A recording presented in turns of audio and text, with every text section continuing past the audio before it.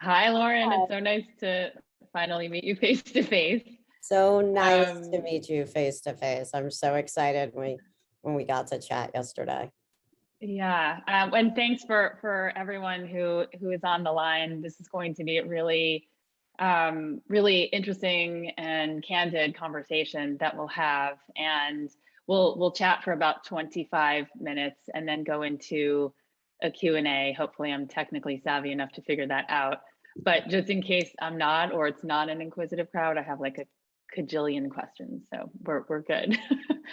Yeah, I learned when I recently did a an event like this that it's best for any of our viewers who might be visually impaired to describe myself before I begin speaking. And Lauren, if I could ask the same of you. So my name is Stephanie Bohn, and I work at a company called VidMob. We're a creative technology company, and really thrilled to be here. I have a background from Brand Innovators.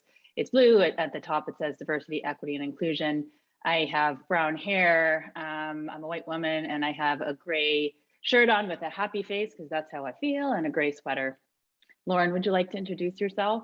Sure. Hi, I am Lauren Ruotolo. I am the creative head of creative video creative for Johnson and Johnson. I have red hair. I am sitting in a hospital bed right now, which is not normal, but I am sitting right here. I have red hair, like I said, blue eyes, and I am wearing a black and white hoodie today. I love it.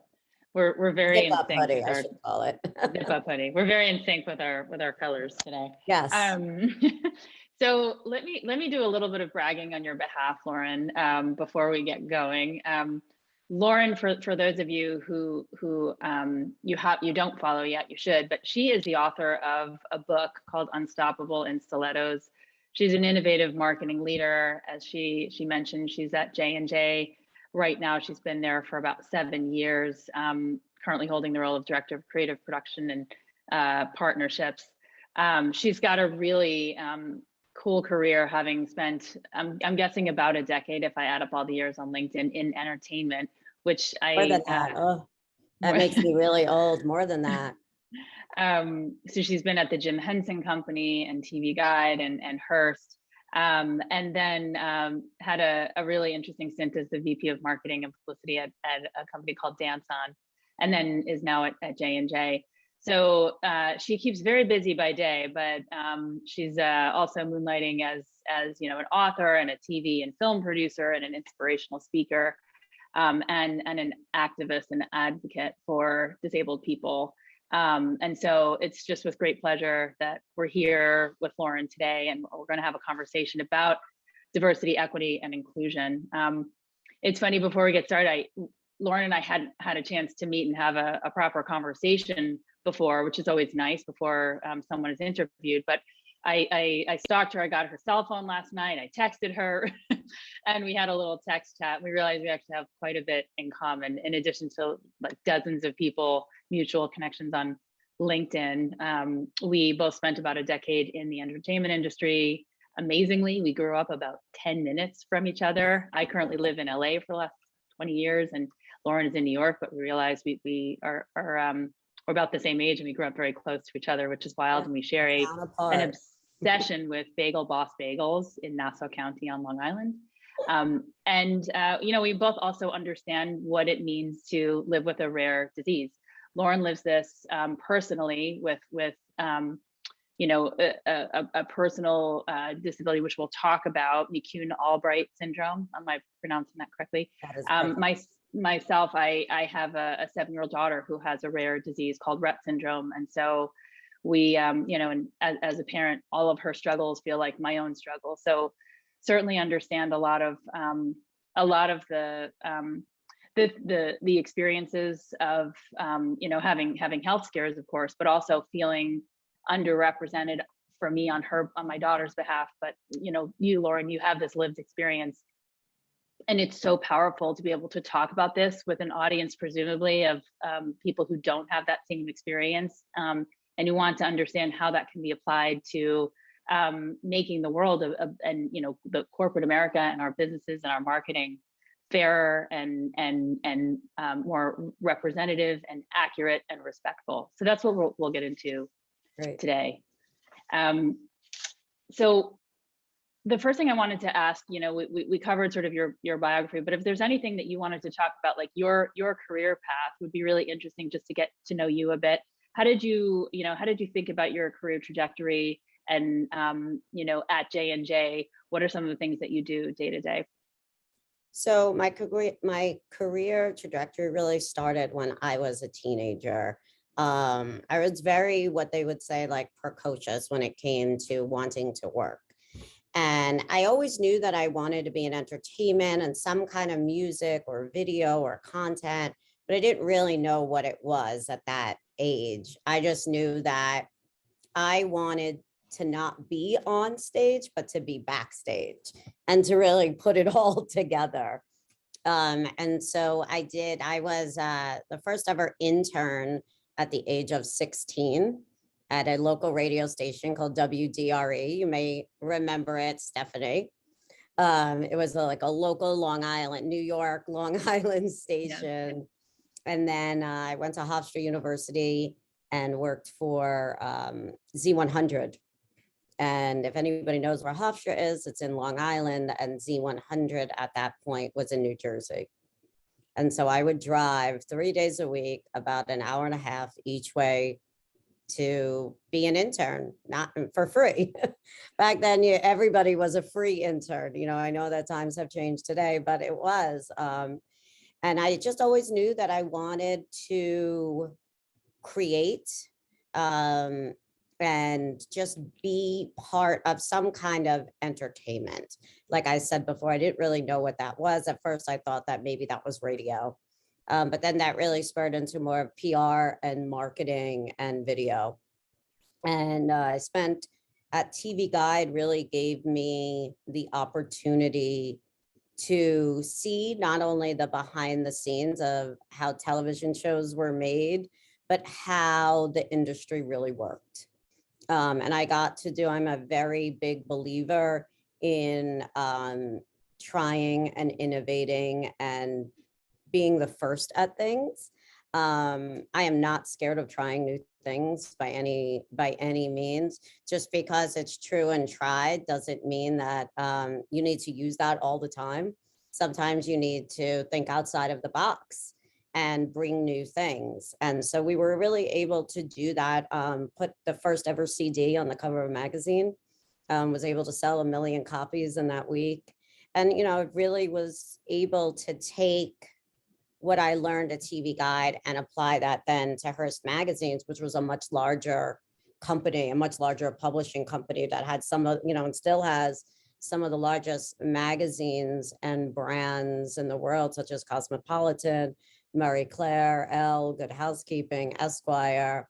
They've acquired a lot more brands since then. But at that point, I was the director of promotions and really got to think about how do you apply television and entertainment into the magazines and vice versa. Because we were so highly fashion magazines and beauty, but really how do you take those brands and integrate them on TV and vice versa?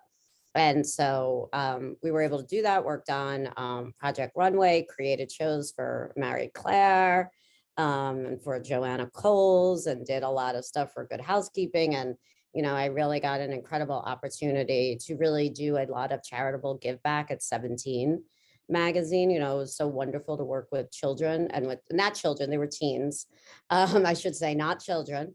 But really, I learned so much from the editor-in-chief and Choquette, and really, how do you combine the power of what's happening and how to apply it? At that point, it was just the beginning of social media. And how do you apply? We did this huge campaign for bullying, and it kind of like changed my trajectory of how I thought about things, and how taking what's happening in the media and in people's lives and creating programs, helpful programs around that, And I just love the idea of helping teens, because when you can change a teenager's mind or showcase to them that you're there, it really changes their trajectory for life. And so, when now at Johnson and Johnson, which is what we do all the time. And so it's in our credo. It's in, every single employee is invested in helping people. And so that's a lot of what I do. And we tell these beautiful stories of change makers and health change makers really trying to change that trajectory for health and for medicine today. So that's kind of where I am, besides my side hustles. Yeah, one of the things I'd love to dig into is spinning off of a conversation that was had in the last session. Shireen Miller-Russell from Discovery was asked for her definition of diversity. DE&I is a very fortunately trending topic, and it's very popular to talk about today. But I think lots of people come at it with their own kind of interpretations of what it is. And I love the way she thinks about it. And she said, diversity is like being invited to the party. Mm-hmm. Inclusion and accessibility is like being asked to dance. I recently interviewed another woman for a diversity and equity and inclusion event. Her name is Keely Ketwells. She's disabled. She's fantastic. For those of you who don't, she runs a company called C Talent. And she thinks about it in terms of, diversity is having a seat at the table, but accessibility is being able to get through the door to the table. And, if we don't think about accessibility in those ways, then you may have hired all the right people, but if they can't get to the table to weigh in, it's not really maximizing the value of diversity. And so I'd love to know from your point of view, Lauren, how do you think about DE&I? How would you define diversity, equity, and inclusion or accessibility? I think it's really interesting because it is such a hot topic today, and it's a trending topic. But I would say that it's a trending topic, not for all. And especially when it comes to the disabled community, what I say is, similar to like what Kat was saying, is that we are invisible. And so while DE&I wants to include everybody, they still don't. And I think that it's really important that when you really dig down and think about that, we need to not only allow people through the door, but create that door for them and visualize that door for them so they can be invited to that party and they can put on those dancing shoes or put on whatever they want to wear to the party, but give them access to it, or think about the access that you're going to provide. And that is where, change makers like myself, or change makers like Kat, or change makers like the Valuable 500 are really here to make that impact, because DE&I, while people are so impressed by it today, it is still closed off to a lot of people. And I would say that it is closed off and we have not entered the room yet. And when I say we, I mean the disabled community. And I think that it's time for that to change. So we need to not only visualize the door that it will be open to people, but we need to also go into those communities and tell people that they can enter that door to be at the board table, to be at the party, because we are told so many times the word no. We live by the word no, and it's really more of a not no, you can't do that because we don't want you. We want to keep you safe. So no is like a safety word ultimately. And I'm sure, as you know, being a mom of a girl with a rare disease, it is safe. It's safer to keep her inside. It's safer to keep her with you at all times. And that's what you want to do because it's love and you just want to keep them safe. But when it comes to us living in the real world, whether you walk with crutches, or in a wheelchair or with a walker, which is honestly just a mode of transportation, or you have a rare disease, we need to begin taking the conversations and including this community outside of the doctor's office. And that's where it's really held. And, I call us the invisible community. And how do you make the invisible invincible? You need to give them the opportunity. You need to showcase that you care about them and that you see them. And I think that that's what's so important. I think that when we think about D&I, we need to start seeing people that, to be honest, have a different mode of transportation, and don't be afraid of it, and start including them, and it could be as big or as it's small, but just the fact, if you think about the word inclusion, if you're not including everybody, then you can't call yourself an inclusive company just because you're following what the media says. And I think that that's what we do, or just by who has the loudest voice. If we really are going to be inclusive, whether it be at the party or in the boardroom, we need to think about every kind of person that is a little bit different. I couldn't agree more. And I think in order for us to make the invisible feel invincible, companies have to do a better job of anticipating. I'll just focus on companies because this is a business conversation, but I think it extends everywhere. We have to anticipate what the accommodation needs may be, and just do it even before there is a person who needs that accommodation. And it could be as simple as a type of a door handle. It could be as simple as, where, the height at which certain fixtures are set, or, making sure that the elevator is always working, or that there is a ramp. I mean, anticipating those things before someone arrives will, I think, get ahead of a person who needs those accommodations feeling like they're a burden. And that sort of eats away at that sense of invincibility. Would you agree with that? And if so, what are some of the things that you, I guess, personally have experienced that could have been better handled? Well, I think that even before you think about, so like if you have a new building or you're building something, or even an existing building, what happens is, and this is kind of sad, is they say, okay, is the building ADA compliant?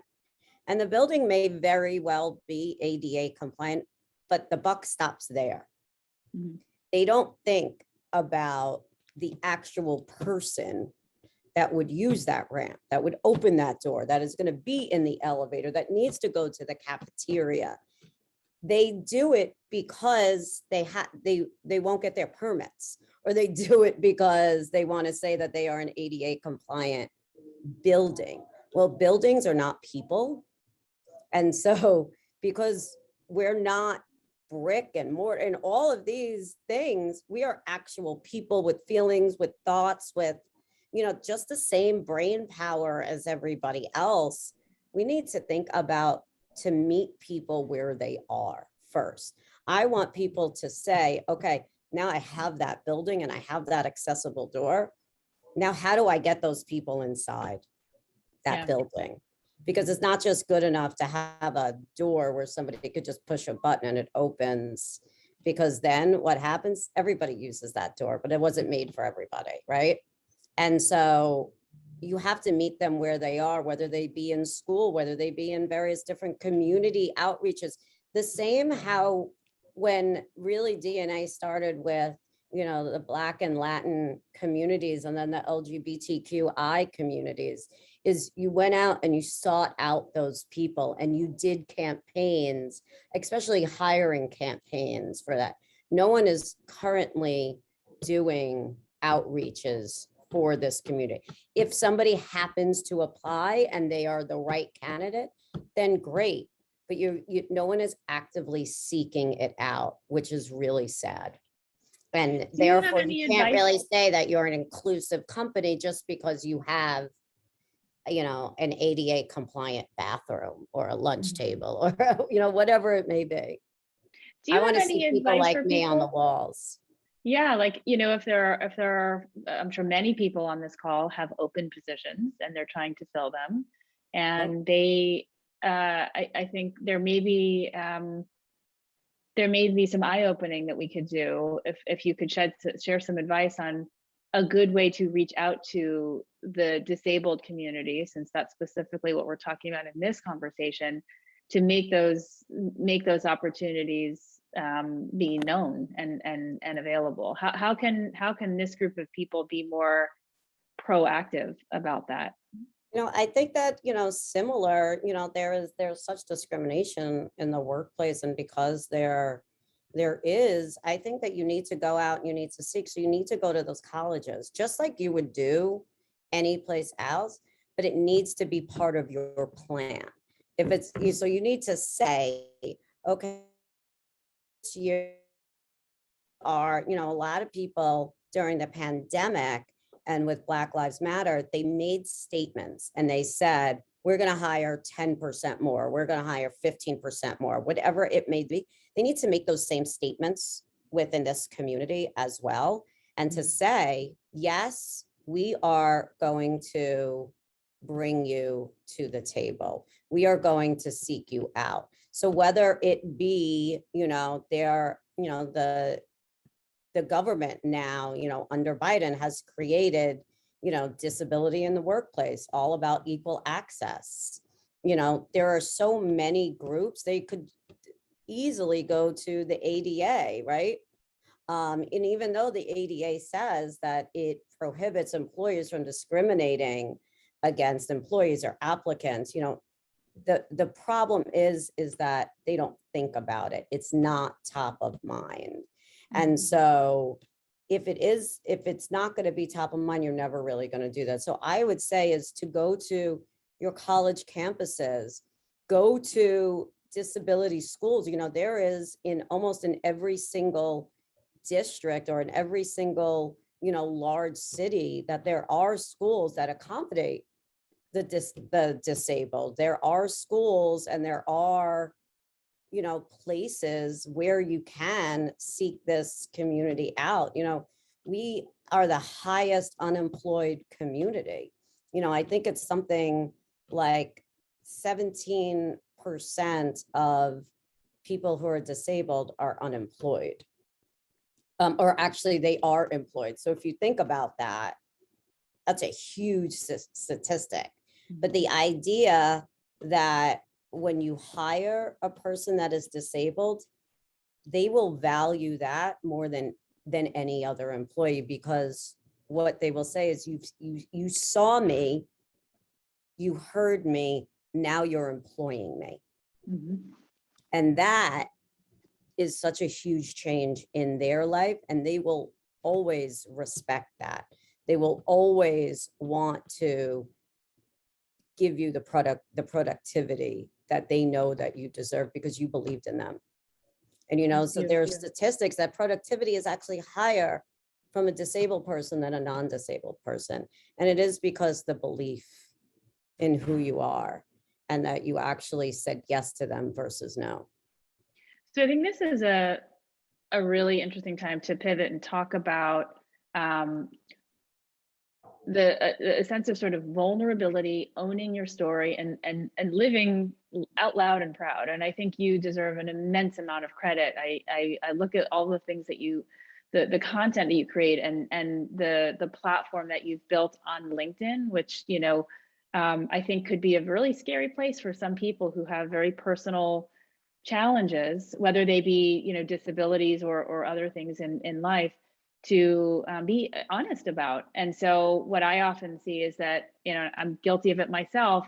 I would show up at the office with my game face on and pretend that everything's perfect. I'm like everyone else. And, I don't have a disabled daughter, and all these things that just could bring some, embarrassment, or feel like they're going to be, pitied, or there's a stigma. And so they don't talk about it.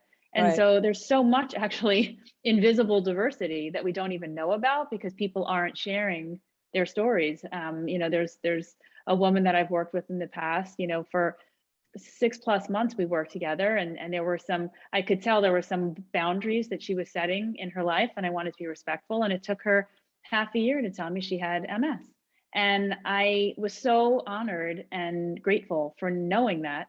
And then we could sort of develop a plan so that she felt that, you know, she was completely set up for success. But it was sad to me that I looked at it as a failing of mine, that I didn't create a safe enough space for her to be able to be open about that and proud about it. So that kind of thing inspires me to talk at least about my personal journeys. And I hope others do the same. I'd love to know, this is a long-winded way of asking, how has it been for you to sort of put yourself out there, and talk about the stuff that bleeds out of the, you know, out of your sort of corporate persona? And what advice do you have for people to sort of share the things, their differences that actually are of great value to companies? Sure. So I think that, so it's twofold. So number one, I wasn't always, wanting to put myself out there. I was just Lauren, and I was happy just being Lauren and being very confident and like pushy. And, I'd always be that person, and never said, I am Lauren, a person that walks with crutches, that lives with a rare disease. And it took me a really long time to get there, because you know what? I shied away from people that weren't like me, that looked like me, because I was scared, that what could happen to that, what happens to me could be worse, and I could be them. And I think that happens with a lot of people. And I think that people are scared of it. And I was scared of myself. And it took me a really long time to say, you know what? I'm no longer scared of myself. And I was given this pushy voice and this mindset to say, you know what? I am good enough, and I am not going to be invisible anymore. Even though the world saw me as Lauren, 4'0", walks with crutches, wears heels, I just saw myself as Lauren. I did not see myself as being disabled. And that's what I brought to the table. And when people may ask me about it, I was kind of like, well, there's nothing wrong with me. I don't know what you're talking about.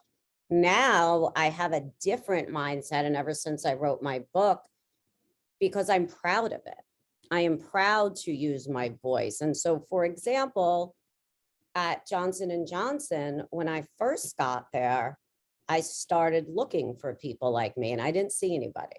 And I said, okay, I'm at a healthcare company. Why don't I see people like me? Now, we're a very, very large company, so I'm not saying that there are not, because there plenty are, but within where I worked, right? I never saw. But I didn't speak up about it.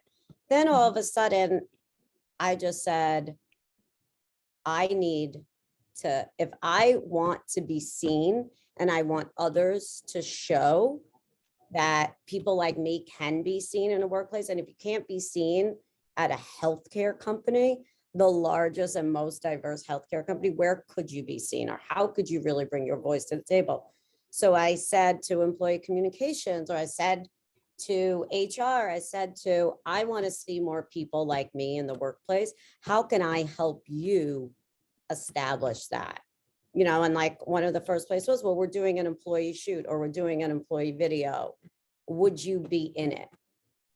And so there's these little steps that you could take. And then what happens is people then start to see you, and they start to see you not only for your disability, which will always shine through, because it is, when you're physically disabled, it's the first thing that people say. Mm-hmm. But now that they say, you know what? Oh, I know. So if Lauren can be up on the wall, or in a video, or do a presentation like this, I know somebody that is also disabled. Maybe they would like to work there, or maybe, I never thought of them in that way. And I think it just really helps open the eyes. And it wasn't like that. And I think that it's really time for people like me and others to be loud. And for you, Stephanie, as a mom, you want to protect and hold your child, but you also have to give them those wings in order for them to be independent enough and to say, yes, I do have a rare disease, but I'm unstoppable, and I I could be the next CEO, right? Or I could be the next SVP. I could do whatever I want to do because no matter what, I have a brain to do it. It doesn't matter if you don't have a set of legs or you don't have arms or you don't, whatever it may be, or your legs don't work or your insides don't work perfectly. You really don't need all of that. You need your voice and you need a brain to get there. And those are the two things that most people do have, right? And if you have those things, speak up for yourself, speak up for others. And it's really time for people to not be afraid of it and to speak up and to say, I work here. I am proud to work here. I want to show off who I am and I want to show off everything about me, because then once you remove that barrier from yourself, others will kind of forget that you have a disability and they'll just see you for Lauren. And for me, it was so important that I share who I am because I was afraid once. And if I was afraid and I can do this now, so can other people. And especially children or teenagers or moms like yourself. If you see people like me grown up and successful and, living in my, in a world that I created for myself, then you know that your child can do that, or that your neighbor can do that, or whatever it may be. And it's this like you said, like you have this happy face on your shirt, this smiling face, and you want to feel happy every day. Well, I feel happy every day, and now I'm proud of who I am, and I want to show the world what it's like, because if they see what it's like, they won't be afraid of it. And even if they are, I'll show them that it's okay. And if anybody should be afraid, it's me. It's not them. I think that is so beautiful. And I think this talk of being afraid, it triggers another question for me, which is the fear that, to your point about they shouldn't be afraid, if anything, it should be you. And it's an amazing thing that you're not, and you've come past that. When we think about the fears that other people would have, oftentimes, certainly in a professional setting, people are afraid that they're going to say the wrong thing. There are words, and certainly I know the LGBTQ plus community feels this deeply, pronouns and getting it right. And there's a lot of fear around saying the wrong pronoun or saying the wrong adjective or word. How can we, people who are connected to the disabled community, help people who aren't feel less afraid so that we can just all relax a little? And I think that will probably spur more opportunities and more seats at the table. What do you think about that? I mean, I definitely do. And I call this the 5-minute rule. Give people 5 minutes, talk to them like you would talk to anybody else. Don't be afraid to walk up to them. Actually, when people walk up to me and they may ask me what's wrong, I am so thrilled to tell them about myself and my accomplishments or what I can and can't do, because it makes it real. And then they can connect with me and they know a little bit more and they're not afraid anymore. Because now all of a sudden I'm Lauren with this voice and this brain again, and we're having a real conversation versus you walking past me. And ultimately what I call it is being the producers of my life. You walk past me and you, all of a sudden, you may have sadness. You may have created this world that I live in. And once you meet somebody and you give them 5 minutes and you learn just a little bit more about them, you say, oh, wow, you know what? No matter what has happened to her, she's great. She's good, and then you walk and then you won't be afraid. I hate when people don't want to ask me.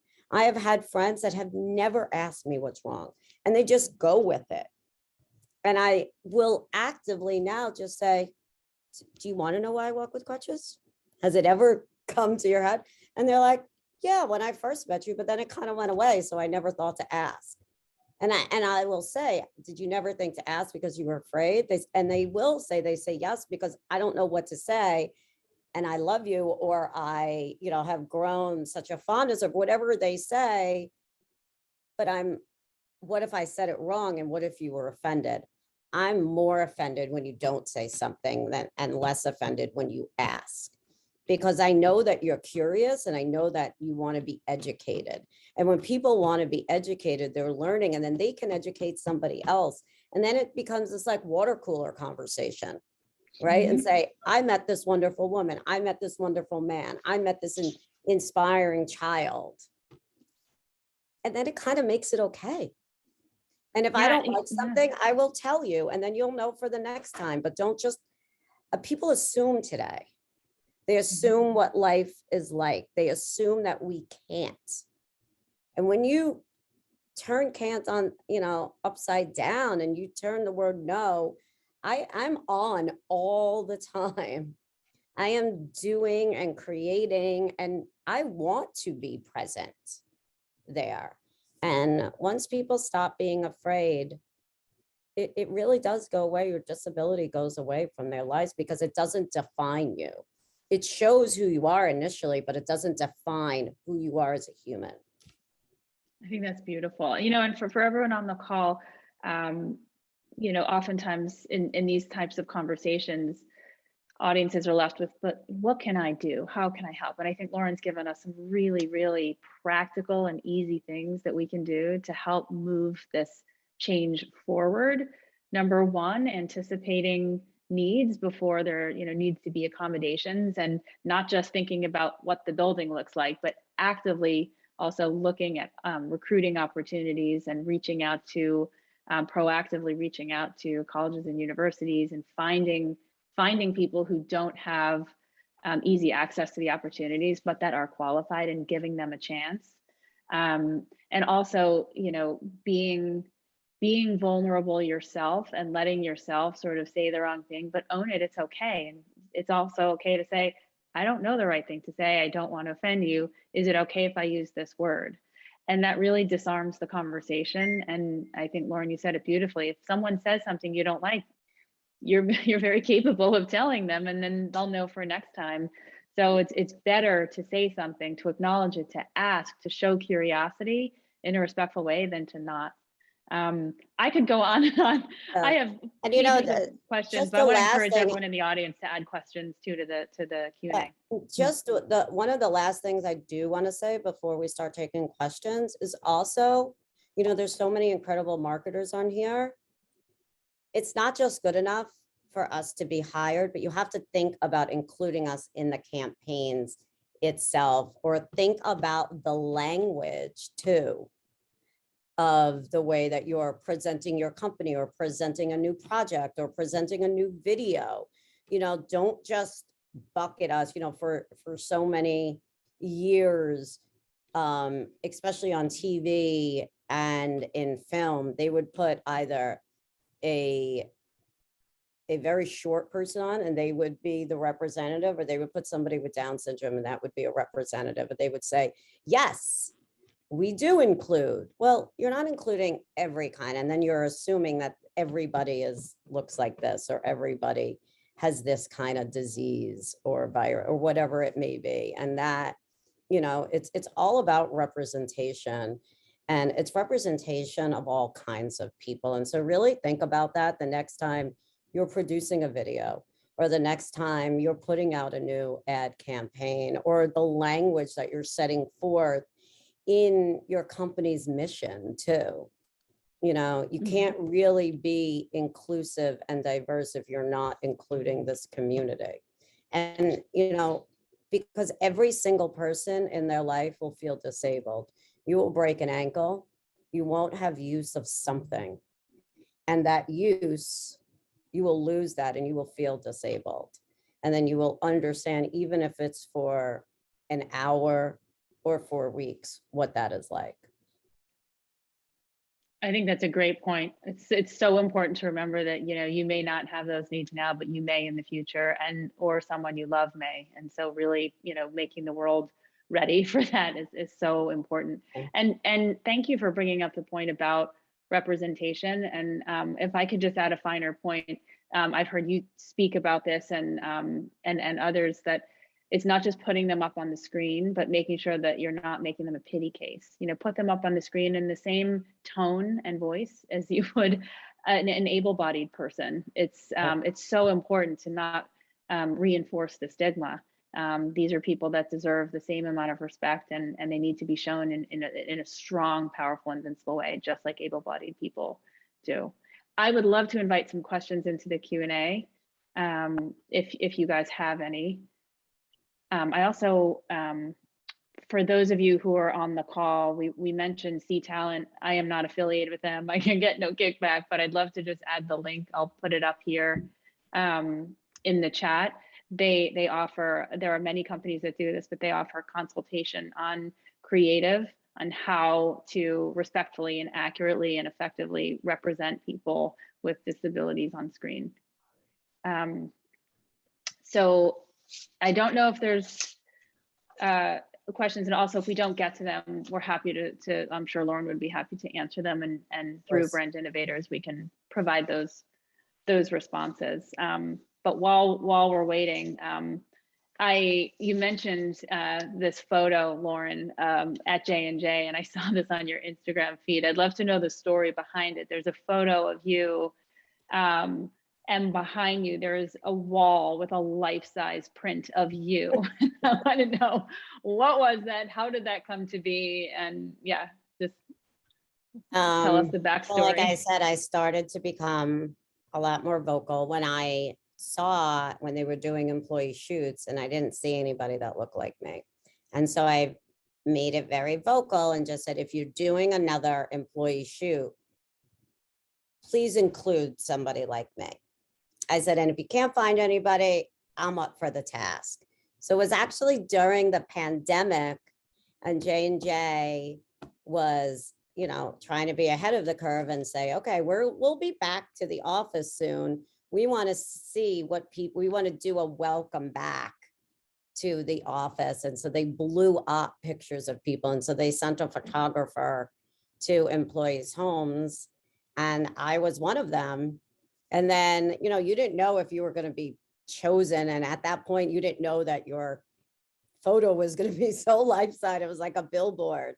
But yes, I saw it and I was so honored. And it's one of the photos that you'll see if you come to the J&J building in New Jersey, and there's like a walkway of employees, and it's a walkway of representation of who represents the company. So it's really, they did a beautiful, absolutely beautiful job. That's incredible. Yeah, so you guys should follow Lauren on Instagram and you can check it out. I want to wrap this session up. Not surprisingly, we went a bit over. Thank you for everything that you've shared, and really for joining today. I you know, it doesn't seem like it's the most convenient time for you to be doing a conversation. Okay, I have to go get my eyes checked next. I had a hearing test this morning. Then I had an ENT, and then now I have to go to ophthalmology and then a pain study. Well, wish you the best of luck. I hope it all goes smoothly. Thank you so much for showing up every day, and certainly today. I've learned so much from you, and thank you all for joining. And if you do have questions for Lauren, you can route them to the Brand Innovators team, and they will get in touch with Lauren. And Stephanie, please reach out if you have any questions about your daughter, or just need to chat to myself, to my parents, on how they dealt with the kids with rare diseases. That's why I'm here today. So I'm here because I have a rare disease, and I'm at the National Institute of Health because they have a natural history study. That's incredible. I wish you the best of luck. It was so nice to meet you. And thank you again, everyone, for joining. Jesse, I will turn it back over to you.